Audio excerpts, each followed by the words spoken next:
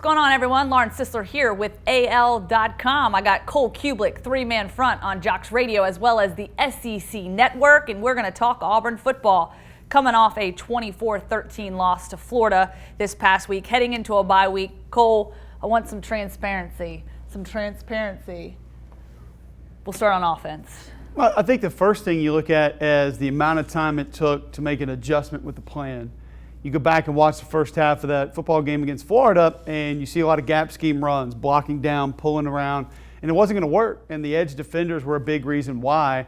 And I thought the middle of that defense, Adam Schuler and a couple other defensive linemen did a good job sort of clogging things up and just allowing David Reese and other linebackers to just come free and be able to make plays. Florida got good safety help in the run game as well. So they're flashing down to the box, making tackles. And I think all of a sudden you see that and you go to a zone scheme. But it really didn't take until late in the third quarter when Auburn made that adjustment.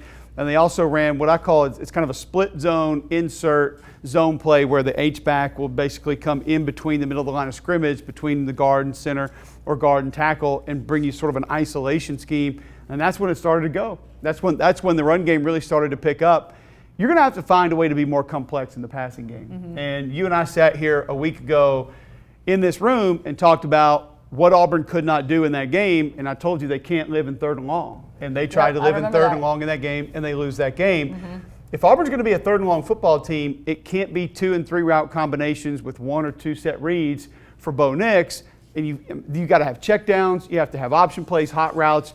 The passing game's got to become more complex. And I don't know how much different you can make it at this point in the season, but if the run game doesn't go and Florida proved that teams are going to be able to slow that down, where do you turn?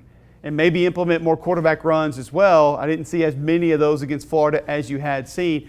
I thought the way you attack this Florida team is go right at them and then use their speed and athleticism against them. So a lot of counters, a lot of misdirections, throwbacks, screens, use some of that motion to be able to draw people out of their original assignment, and there just wasn't a ton of that. And then when Auburn had to throw, it's very simple, and it allowed Florida to key in on certain things. So offensively, that's where I think that team needs to start moving forward if they're going to be very different. And I don't want to play the blame game necessarily, but whose shoulders does that rest on? How do you get that fixed moving forward? Well, it's universal. I mean, it's not like there weren't throws for Bo Nix to make. Right. You look at the interception to Sal Cannella when he's targeting him on the wheel route. I mean, that's sort of a pump screen. The wheel route should be open. The post to Seth Williams in the middle of the field is wide open. Mm-hmm. Now, we don't know what the progression looks like or what he's being coached on that play, but if you have some patience, that play is going to be there. You know, you go look at the interception that's in the end zone where Bo Nix sort of panics a little bit and then just throws it back across the middle of the field. I mean, the check down to the back is right there to the right side of the field, and he walks in for a touchdown pretty much. So there were plays that could have been made there by Bo Nix. I think there were things in protection that could have been different that gave him more time. So up front along the offensive line, they need to pick things up. And then from a play calling perspective, like we mentioned, just bring more variety to the table, especially on third and long, second and long, obvious pass downs where teams are going to be able to tee off. And essentially, if they can take 1 or 2 routes away, which is not very difficult, they're going to probably get a win. Okay, we'll go to the defensive side of the football. A week ago, you and I talked the matchup, obviously, for this, I guess, Florida offense, specifically the offensive line versus this Auburn defense. No match here. Like, hey, this Auburn defense is going to take care of business. What did you see? What happened? Where was the breakdown? I know a lot of people saying that, you know, they kind of got gassed there in the second half and maybe got worn down. But what did you see from your perspective? Well, the first thing I'll say is there's also this, I guess, mindset or people believe that they didn't tackle well in this football game, and I'm just not buying it.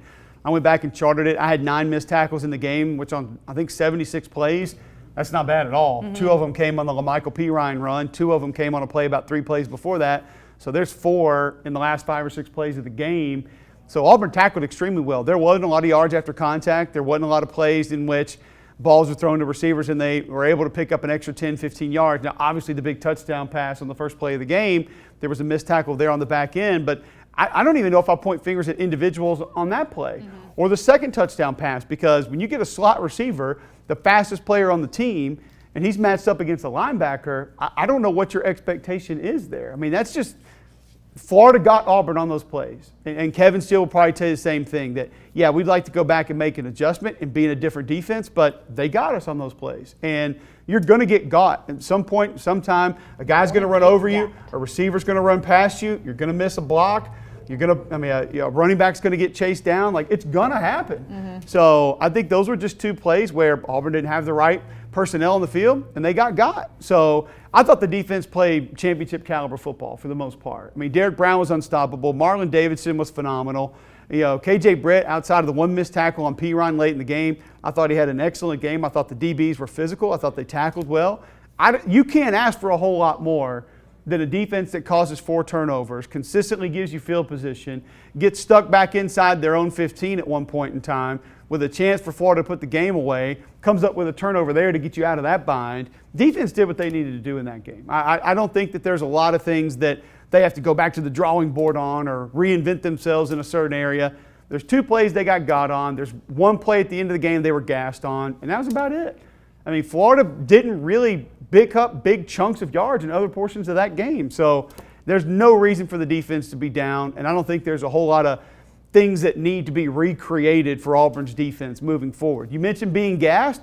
That's my biggest concern, because you look in the second half of that game, I think they were tired. I think they were worn down, and that's not only going to be a problem in the second half of games moving forward, but if the offense doesn't get better running the football and on third down, that's going to start to be a problem in the first half of games when you get to the end of October or the middle of November. So the offense has to change for a lot of reasons.